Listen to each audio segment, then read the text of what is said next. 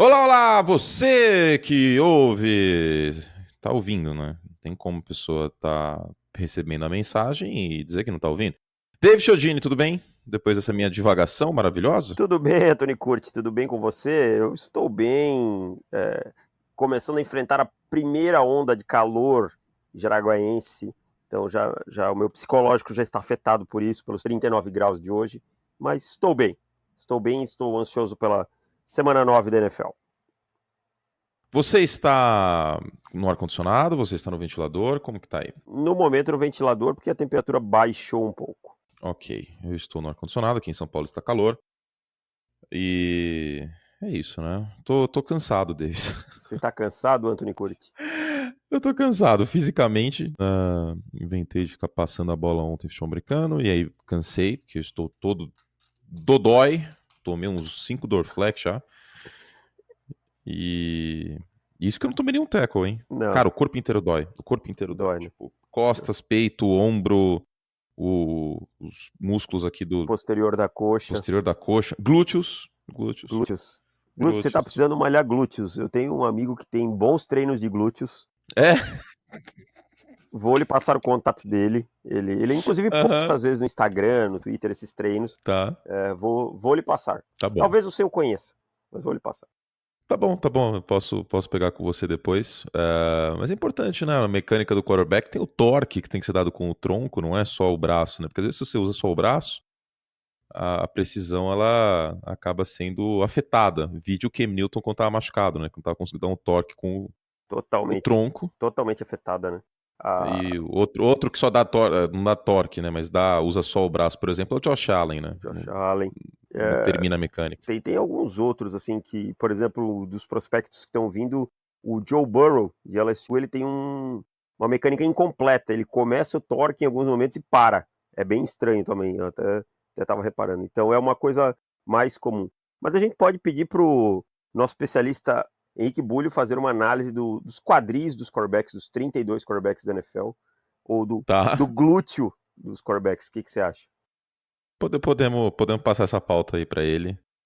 E aí ele faz a análise. O que você achou da minha mecânica? Olha, eu achei boa. Está meio mecânica demais, na verdade. Mas Está meio mecânica é a demais. ferrugem, está meio robótico.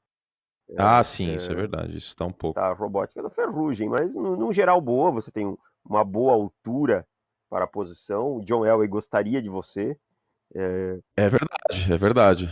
Estaria no é, radar e ainda do. mais se você estava usando os shorts a lá Josh Allen, né?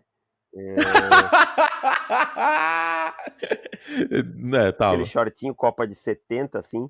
Só faltava ter a Tava. aberturinha no lado. Então, mas foram bons lançamentos. Você vai continuar fazendo eles? Vai continuar treinando? Não sei, acho que uma vez por semana aí. Eu tenho que dar uma ajeitadinha na mecânica no braço esquerdo também, deixar ele um pouco mais próximo pro tronco, pra ficar mais compacto. Meu braço direito tá abrindo muito também, então isso acaba colocando um pouco de sobrecarga nas costas e no ombro, tentar deixar o braço mais compacto.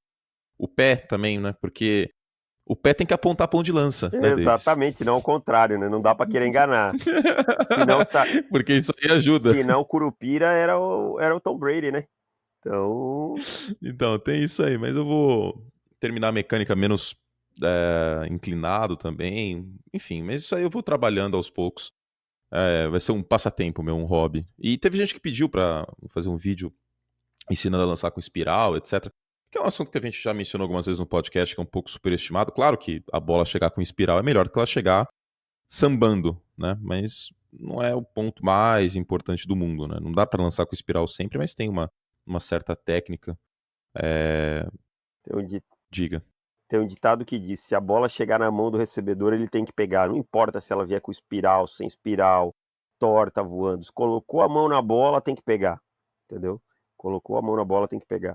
Então, não coloquem a culpa demasiadamente. E é uma coisa que eu vejo acontecer nos quarterbacks. Ah, o passe ficou um pouco atrás. Meu amigo, não dá para passar sempre no ponto perfeito e tal. Vai ter hora que a bola vem atrás, vai ter hora que a bola vem um pouco embaixo, vai ter hora que a bola vem em cima. O ball placement, que é essa colocação da bola, é uma coisa muito complicada. O recebedor também tem que se virar. Se for para pegar só Mumu, joga qualquer um, né? É. Aí qualquer wide receiver do college ia estourar na NFL, porque na vida ia ser fácil, né? Exatamente. Bom, vamos lá, Davis. Já Vamos lá. tivemos esta pauta, não pauta. Bom, o podcast vai ao ar na quinta de manhã, então vai dar tempo de falar, fazer o nosso ode semanal ao São Francisco 49ers e a defesa de São Francisco. A gente está falando muito da defesa dos Patriots, mas a bem da verdade que a defesa dos 49ers não deve muito a ela. E sem exagero nenhum, o Nick Bosa concorre ao prêmio de jogador defensivo do ano, não só de calor defensivo do ano, né?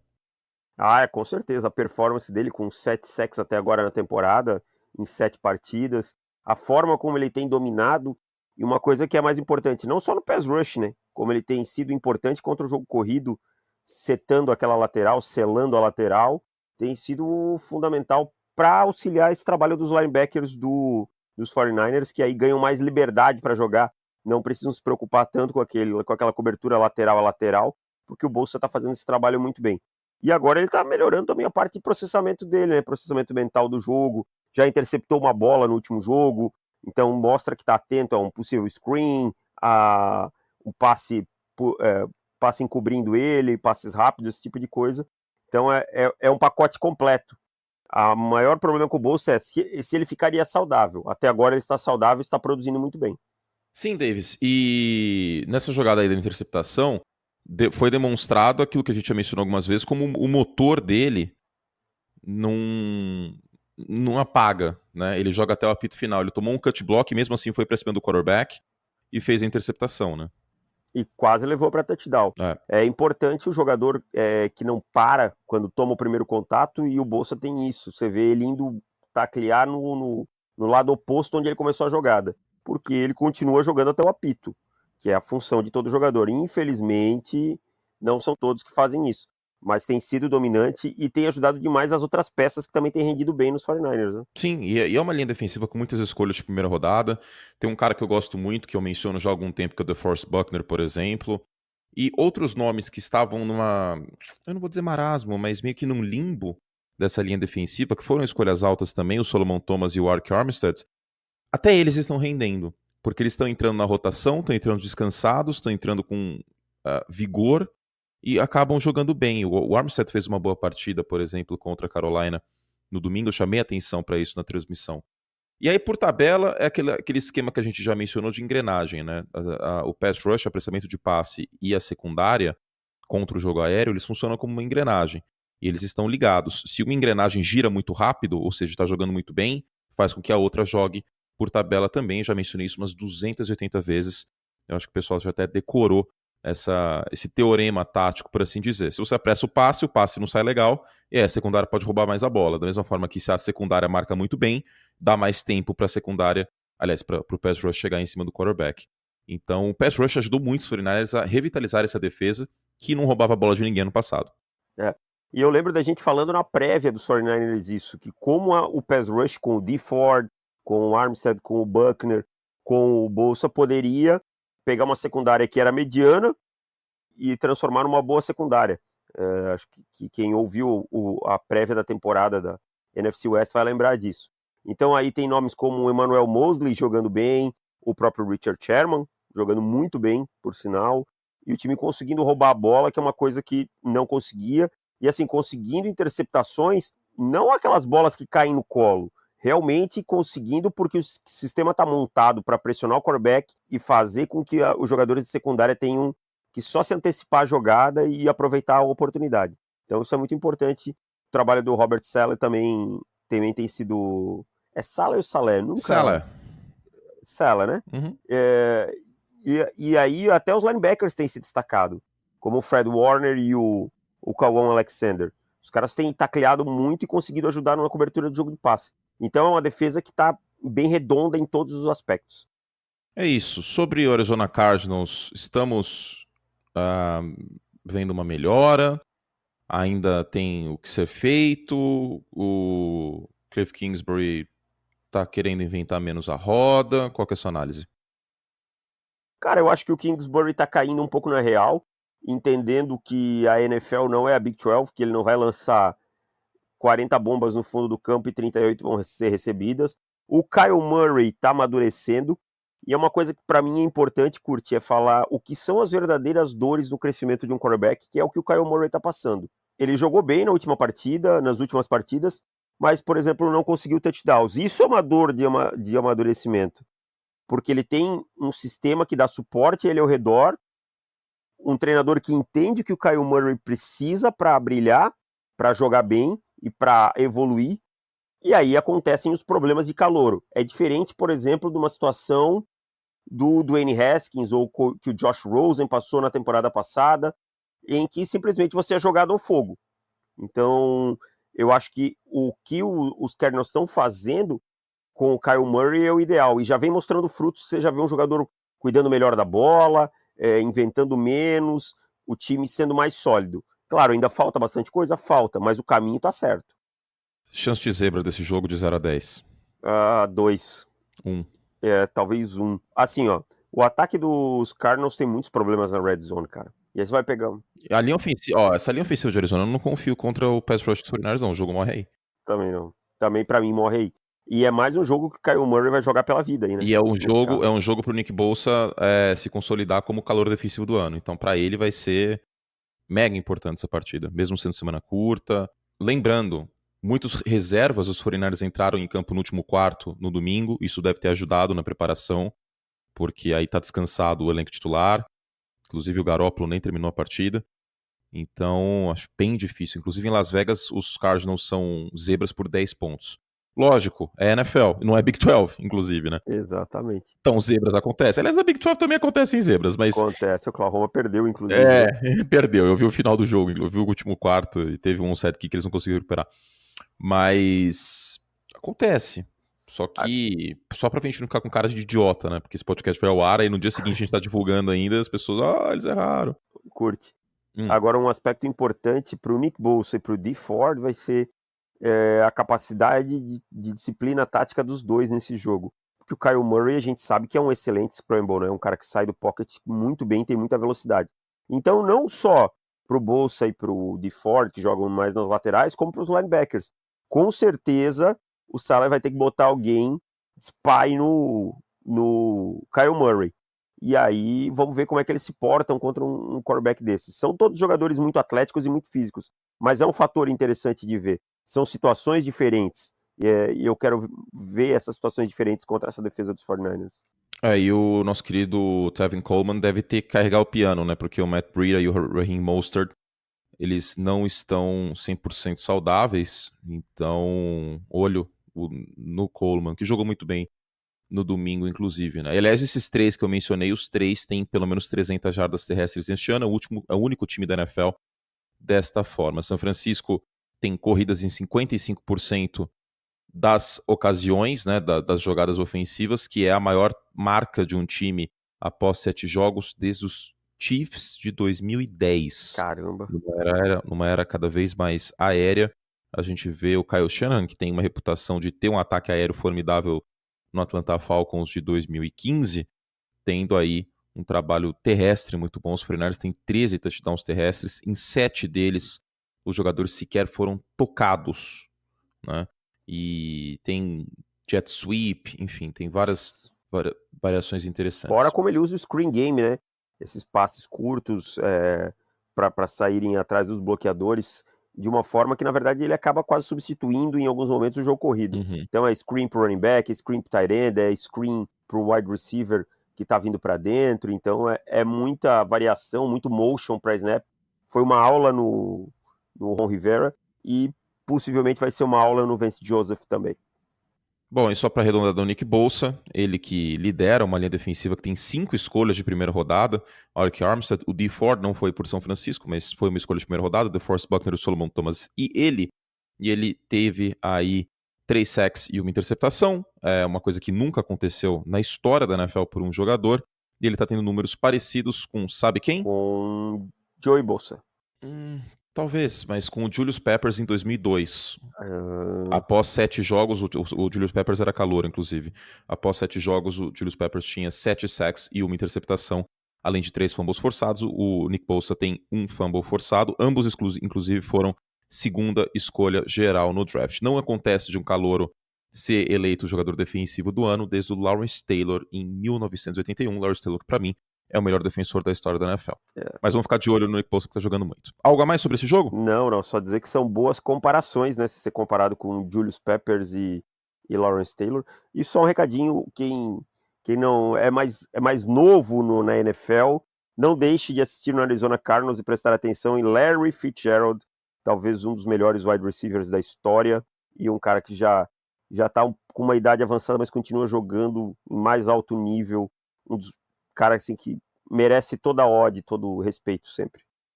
Mas que não tá jogando bem neste ano, né?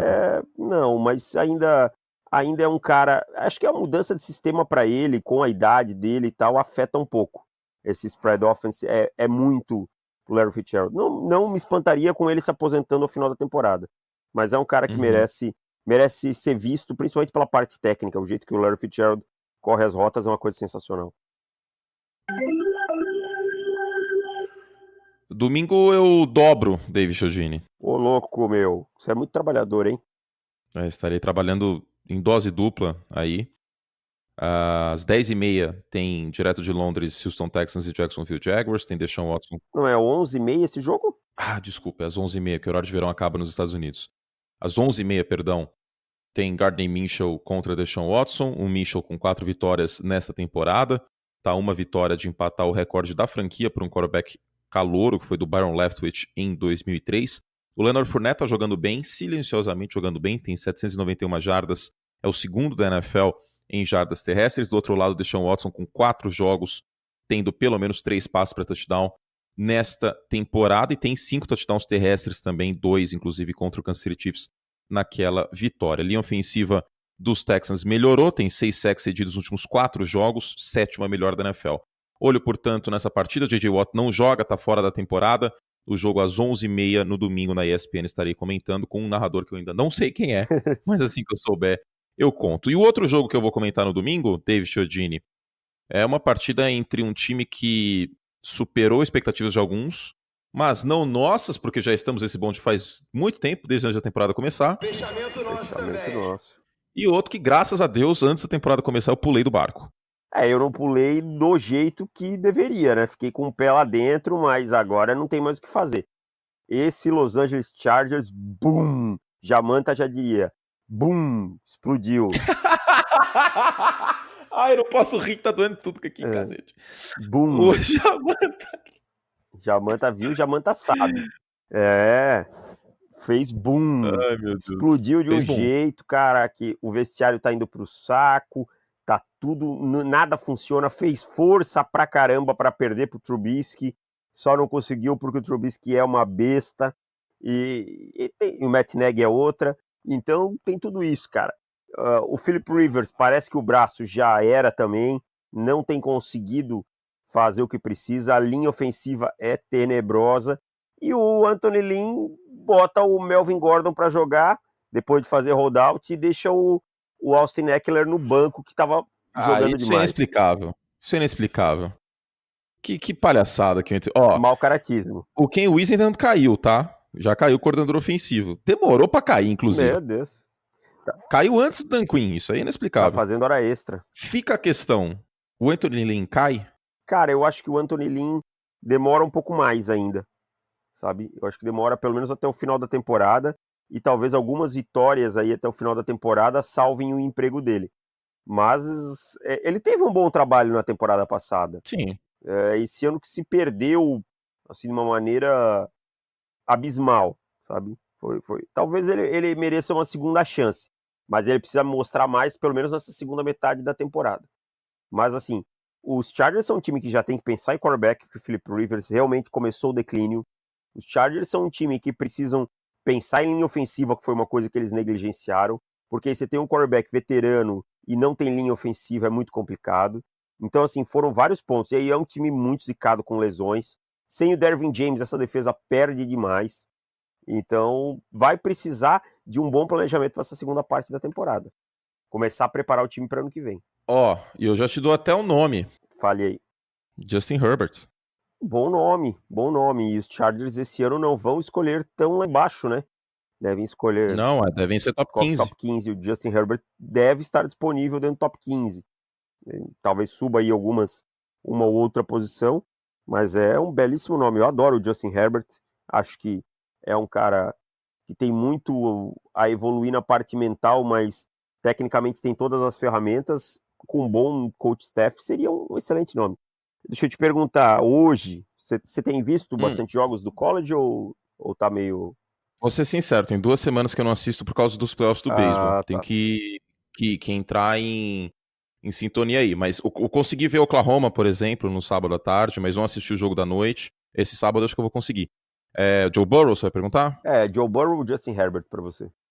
O Herbert. É, O Burrow um pouco empolgou de estar levando o time aí ao topo do ranking, mas ele ainda... É aquele negócio, né? É sempre o exemplo que eu dou. O John Elway teve campanha negativa em 82 por Stanford. Você tá analisando a campanha ou você tá não, analisando os recebedores que o cara tem ou você tá analisando o não. quarterback? É isso. Eu penso o seguinte, o Joe Burrow é uma evolução absurda, que eu acho que eu nunca vi de uma temporada para outra, mas eu penso que hoje, se eu pegar os tapes, os dois estão virtualmente empatados, mas o teto do Justin Herbert, para mim, é muito maior. O Justin Herbert tem todas as ferramentas para ser um cara que, se conseguir essa parte mental dele crescer, ser um cara que vai ter uma carreira muito sólida. O Joe Burrow passou 3 anos como reserva em Ohio State, então isso tudo me deixa um pouco na dúvida. Será que não é uma andorinha de um verão só e tal? Então eu iria com o Justin Herbert no momento. Não, eu iria com o Justin Herbert até por conta desse histórico recente de quarterbacks que tem um ano só como titular, etc. Eu tenho um pé atrás. Isso a gente vai lá longe. Você pega o Mark Sanchez, por exemplo. Enfim. E o Burrow pode ser uma andorinha de um verão só. Quanto mais espaço mostrar o cara tiver, melhor. E o Herbert tem bastante disso. A gente já sabe quem ele é, né? A gente não corre o risco de cair num negócio meio Cardale Jones, assim, por exemplo. É verdade. Só gostaria que ele mostrasse um pouquinho mais de bolas. Essa é a expressão mais correta. Sim, sim, sim, sim. E o Mariota teve esse problema na NFL, né? É. E vindo da mesma universidade. Então a gente sabe que Uhum. essas comparações vão acontecer. Mas tu é o primeiro, né? Ah, hoje sim. E Hoje outra pergunta, o Burrow é a primeira rodada já, né? Já consolidou. sim, sim, Ok. sim. Só se tiver um desastre, por exemplo, enfrentar a Alabama e ter um jogo desastroso e aí engatar uma sequência tenebrosa, quebrar mentalmente, alguma coisa assim. Do lado dos Chargers, os dois o Aaron Rodgers e o Aaron Jones, lideraram os Packers uma vitória por 7 pontos fora de casa contra os Chiefs. No domingo, o Aaron Rodgers teve 3 passes para touchdown para running backs pela primeira vez em sua carreira e 2 deles foram para o Aaron Jones, aquele outro para o Williams, foi uma coisa impressionante no canto da endzone, um dos passes mais bonitos que eu já vi numa partida de NFL. O Russell Wilson teve um parecido nessa temporada, inclusive. O Jones, que se tornou o primeiro running back dos Packers com 150 jardas recebidas desde a fusão NFL e AFL em 1970. Olha, parabéns, Mike McCarthy, hein? Parabéns, hein? Mike McCarthy, parabéns. Você conseguiu pegar o Aaron Rodgers, que é o melhor quarterback que eu vi jogar, tecnicamente, e fazer o cara ficar sem saco para jogar e ter performances pífias. Você conseguiu pegar o Aaron Jones, que tá arrebentando, e colocar no banco. E aí, quando você colocava o Jamal Williams, ele não produzia. Hoje, o Aaron Rodgers está jogando em nível de MVP. O Aaron Jones pode se considerar entre os 5 melhores running backs da temporada. E o Jamal Williams, quando entra, produz bem. Parabéns, Mike McCarthy. Estava todo mundo errado, você estava certo. É isso, né? Aquela filtragem que a gente mencionou muito quando o Mike McCarthy caiu, que ele precisava cair pra gente filtrar as coisas, pra ver de quem era a culpa. Tá mais do que claro, já mencionamos no último podcast. Que pena que esse jogo é em situação diferente para Los Angeles, né? Porque a gente podia ter um time que estava brigando, estaria no papel antes da temporada começar brigando pela divisão, foi completamente dizimado por lesões e por uma comissão técnica que vem tendo momentos questionáveis, um Philip Rivers que está longe de jogar como jogou ano passado. Uma pena, É, né? É uma pena, porque esse time dos Chargers tinha talento e expectativa para brigar pela divisão. Eu acho que é uma decepção grande, só não é maior que do Cleveland Browns. são as duas maiores para mim na temporada, sem sombra de dúvidas. Mas os Chargers, assim, falta motivação, sabe? Você olha e parece um time que, ok, estamos aqui. E eu acho que isso vem muito da cultura. E essa mudança para, a gente vai bater de novo nessa tecla, mas essa mudança para Los Angeles parece ter piorado isso, sabe? Dá uma brochada no time, cara. O cara chega para jogar e não tem ninguém no estádio, cara. O estádio tá cheio de uniforme do time adversário. O time não tem uma torcida. Pra que ter um time se o time não tem torcida? Entende? Qual o sentido?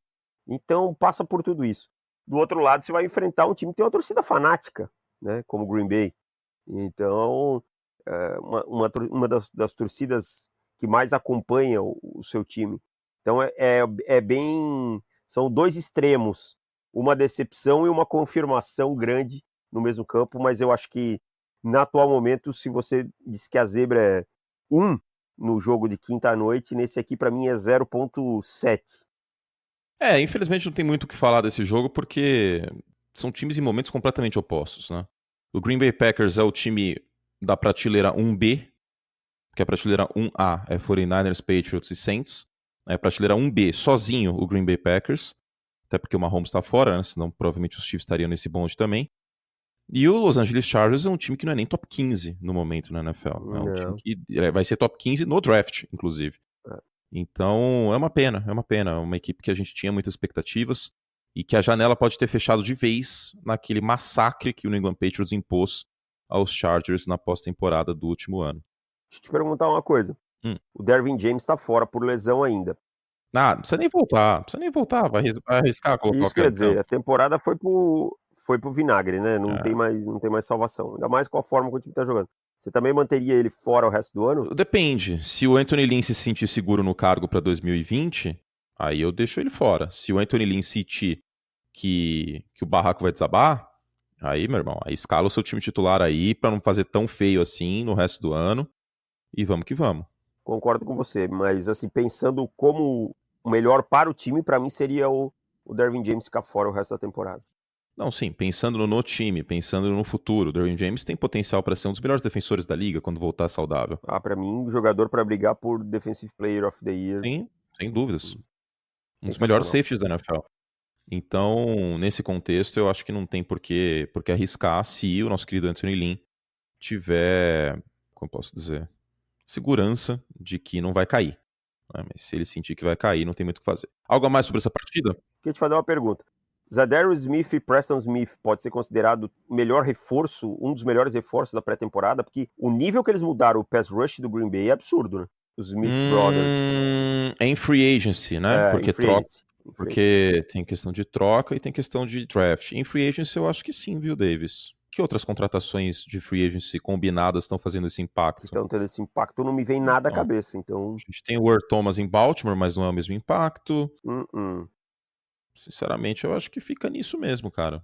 Não tem nenhum quarterback de free agency que teve impacto. Não que eu me lembre também. Eu acho que assim, pode ser que a gente venha lembrar depois, mas não me vem à cabeça nada que esteja impactando e que mudou tão drasticamente um setor de um time como essa dupla ter mudado pros Packers, desculpa.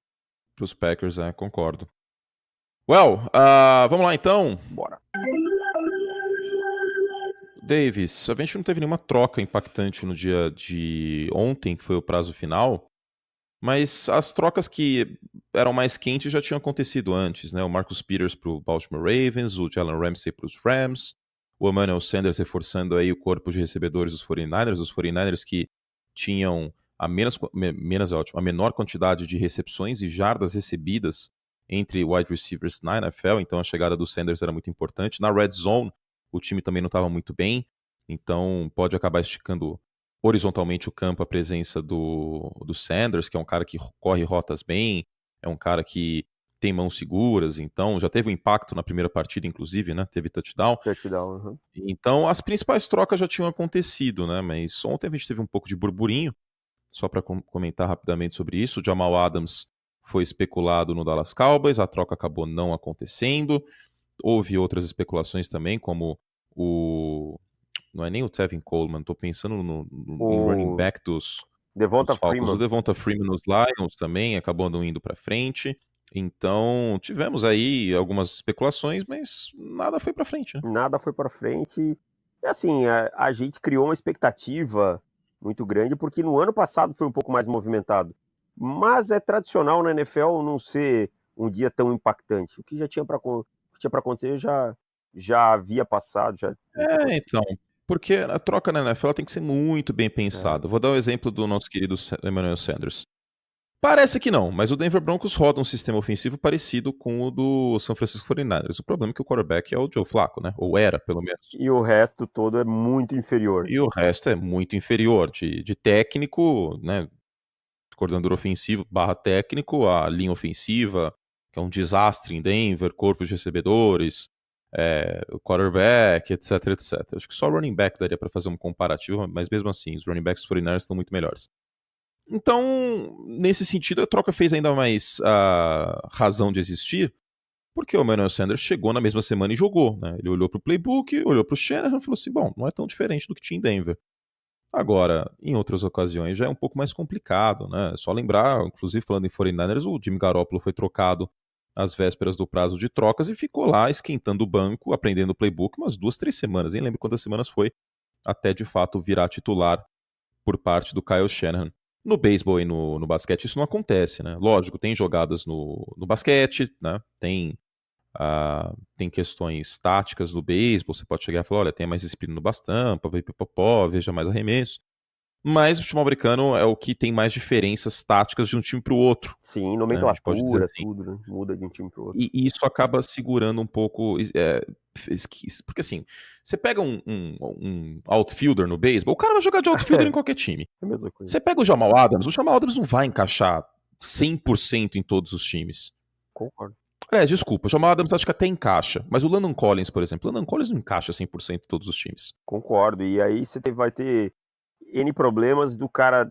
Você contrata um cara para 8 jogos, por exemplo, um jogador como o Emmanuel Sanders, que você citou muito bem, para 8 jogos, porque o contrato dele acaba no final do ano, e aí ele vai levar 4 para aprender o playbook. Por exemplo, se o Sanders não tivesse afinidade com esse playbook. Então aí não adianta. Aí você perdeu meia, entendeu? Aí você vai ter 4 jogos pro cara. Mas, Davis, quero fazer uma crítica aqui.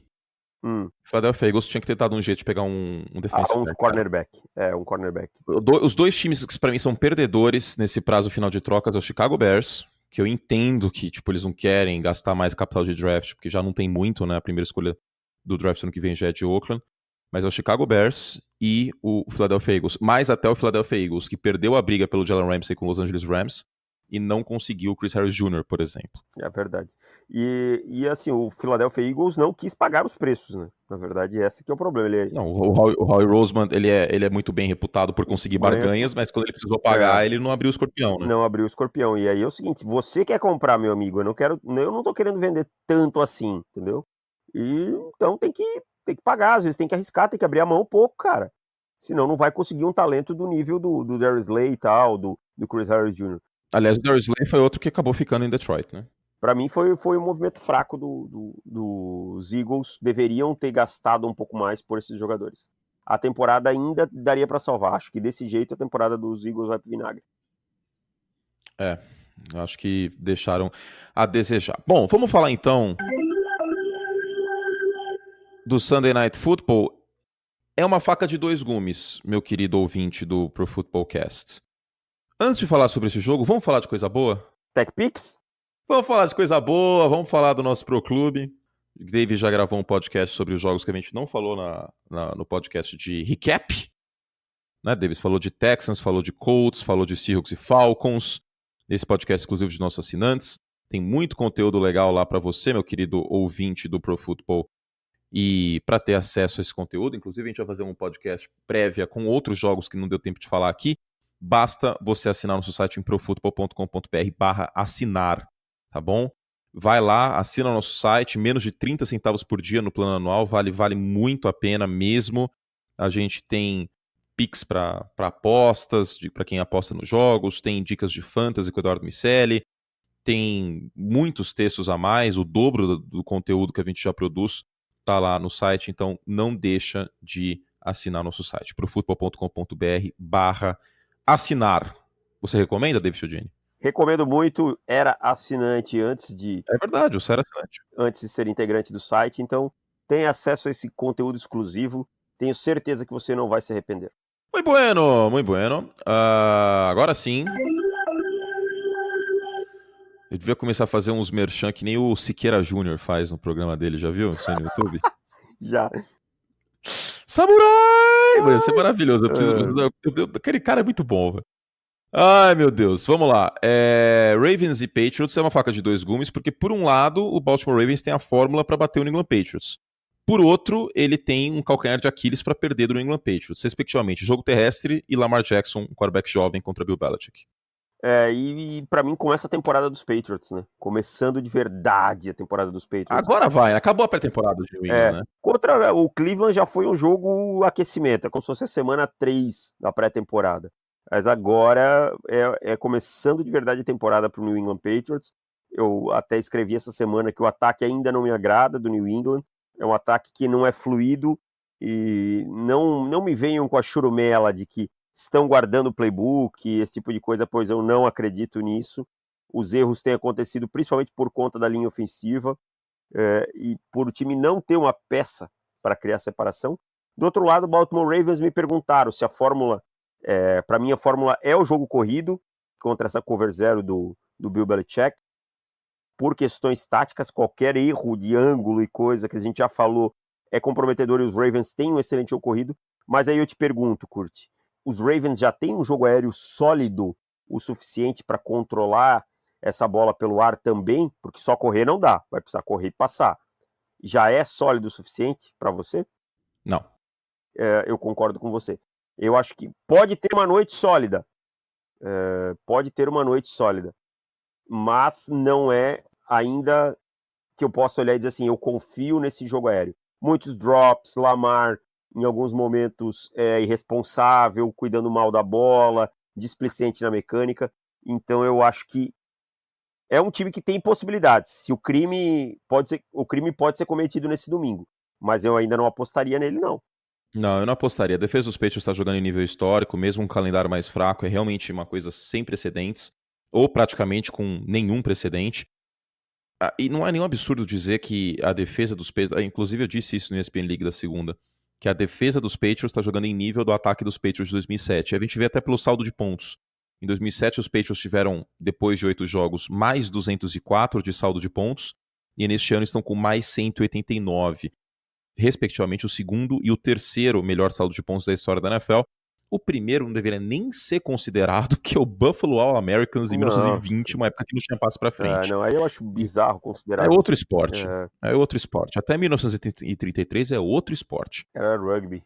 Era um semi-rugby, né? Então, até tinha um passo pra frente, mas o cara tinha que estar 5 jardas atrás da linha de scrimmage, pelo amor de Deus, né? Era só desespero.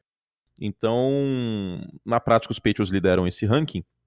Defesa de New England tem a mesma quantidade de touchdowns marcados por ela do que sofridos, 4. Olha que coisa absurda, cara. E assim, mesmo quando essa defesa tá falhando, ela tem conseguido recuperar a bola. Como, por exemplo, contra os Browns, né, que ela sofreu uma corrida grande e aí, de repente, foi lá e recuperou a bola. Lá na Red Zone. Então é absurdo, cara. Muito, muito, muito bem. Um quarterback nunca correu para mais de 100 jardas contra o New England Patriots do Bill Belichick, né? O recorde, deixa eu achar aqui. Eu tinha separado isso aqui. Eu acho que é do Tim Tebow. Tô ficando doido? Vai falando alguma coisa aí, Davis, até que eu acho.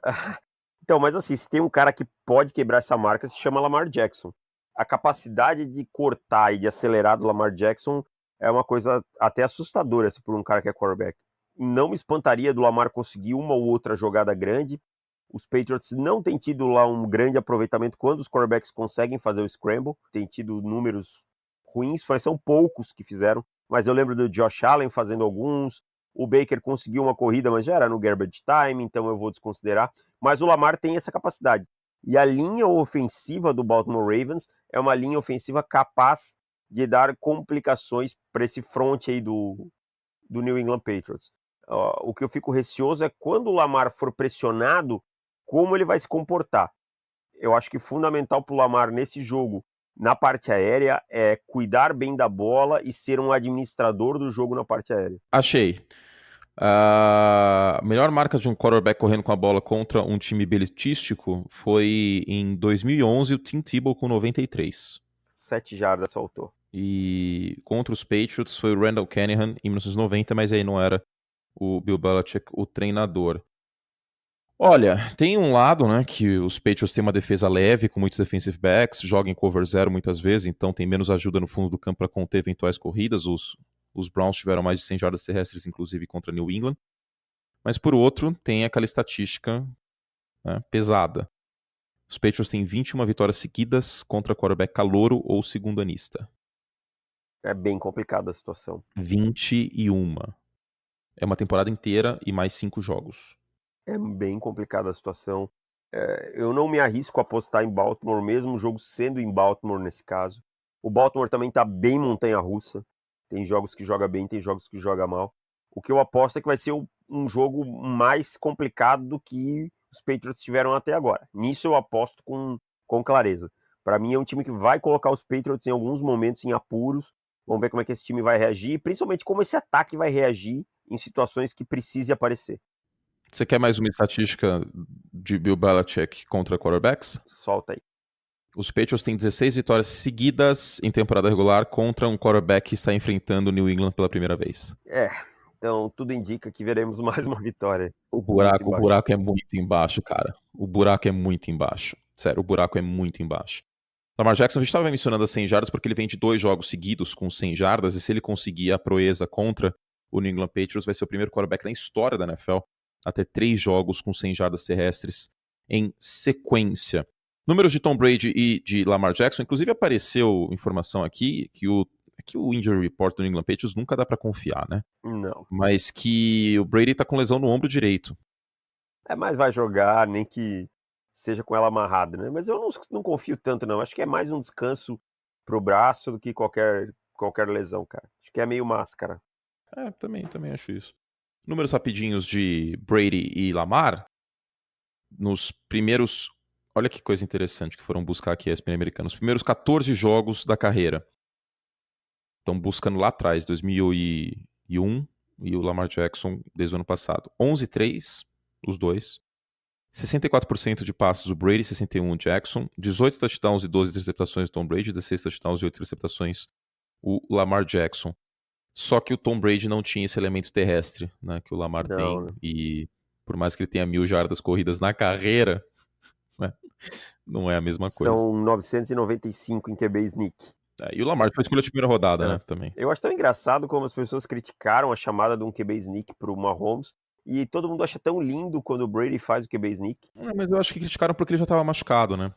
Mas mesmo assim, cara. Não, eu não concordo com a crítica. Eu não critiquei, por exemplo. Mas eu acho que tem um pouco disso. Esse jogo vai ser bom, hein? Qual que é o matchup que decide? A defesa dos Patriots contra o jogo terrestre dos Ravens. Exatamente. Não tem como fugir disso. Pra mim é o fundamental. Os Patriots vão pontuar em algum momento, porque a defesa do Baltimore não tem lá um pass rush sensacional e tal. Mas pra mim o matchup principal é esse aí, defesa dos Patriots contra o jogo corrido, principalmente contra Lamar Jackson. Como conter os scrambles e as corridas em read option, e como não deixar Lamar chegar em campo aberto. Deixou o Lamar chegar em campo aberto, vai complicar bastante. Algo a mais sobre esse jogo, meu querido? Não percam, só isso. Não tem como perder, né? Porque é o jogo de noite. É o jogo da noite, é o baita jogo. E vai começar uma horinha mais tarde, então dá uma dormidinha ali entre o intervalo do jogo da noite e esse aí, porque esse jogo aí vai até a última posse.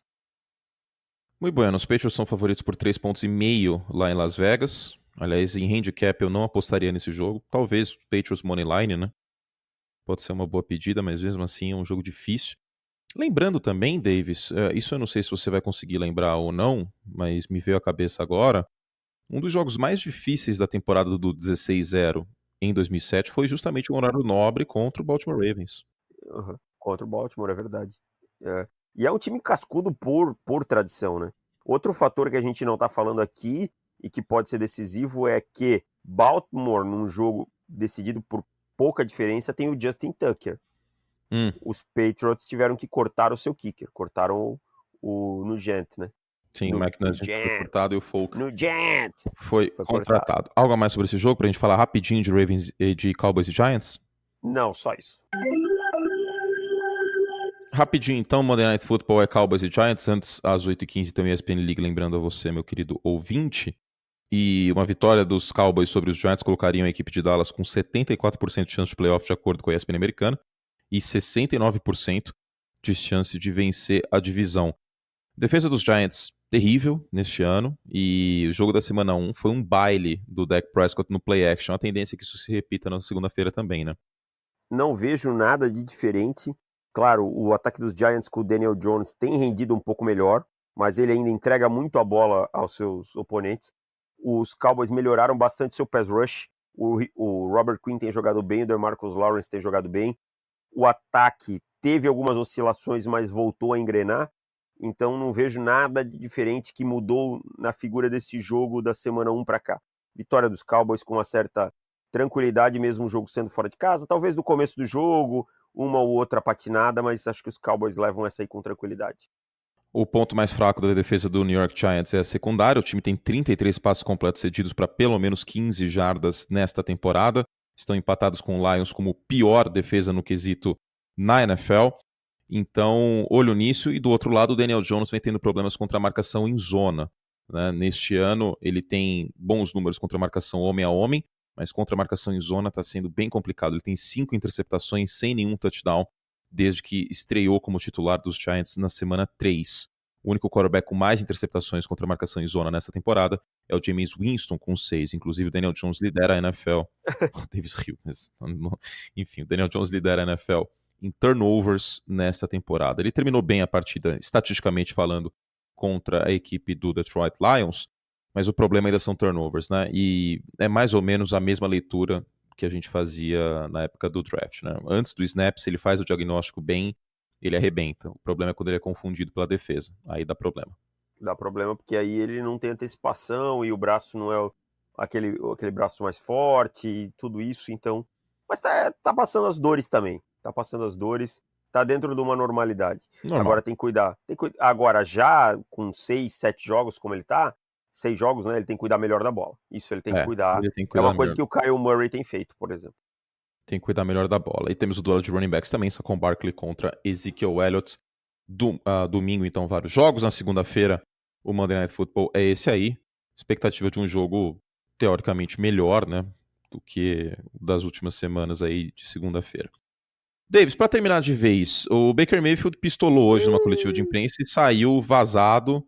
Lembra que eu falei no podcast, quando você começou a fazer calendário de Cleveland, não importa que sejam adversários fracos. Se esse vestiário demolir a si mesmo, pode estar jogando contra o Indaiatuba Tigers, contra o Saskatchewan Roughriders da CFL, que não vai ganhar. Cara, e assim, o Baker mostrou um destempero muito grande, né? Com a perguntaram pra ele. É um repórter mala, que seja. Que é um cara meio mala, tá? Quem acompanha os Browns sabe que aquele repórter é meio mala. Mas mesmo assim, o Baker que tá no pedestal. O Baker não pode descer desse pedestal e ser afetado por isso. Assim, pistolou. Agora o Baker tem que jogar bola. Tem que parar de falar tanto, toda vez na entrevista. Não, eu tô incomodado, o senso de urgência tá ligado, eu tô frustrado, mas não tá mostrando nada em campo. Claro, a culpa é só do Baker? Não é só do Baker. Mas só os Browns podem mudar o destino deles. E o Baker tem que liderar isso. Então não é dando chilique em entrevista que se lidera. Espero que o Baker mostre dentro de campo contra o Denver Broncos. Eu sei que é o meu time no outro lado, mas dane-se, a temporada ela já foi pro vinagre. Espero que o Baker mostre uma atitude diferente. Mostrar atitude só em entrevista não resolve. Ok. Algo a mais, Davis? Não, acho que fizemos um bom preview dessa rodada.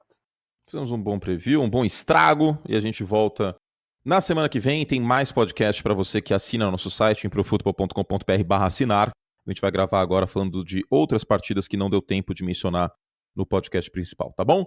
Um beijo carinhoso para você, obrigado ao Júlio, nosso editor. A gente volta na semana que vem com o recap da semana 9. Uma ótima semana de jogos para vocês. Um beijo carinhoso e até a próxima. Tchau!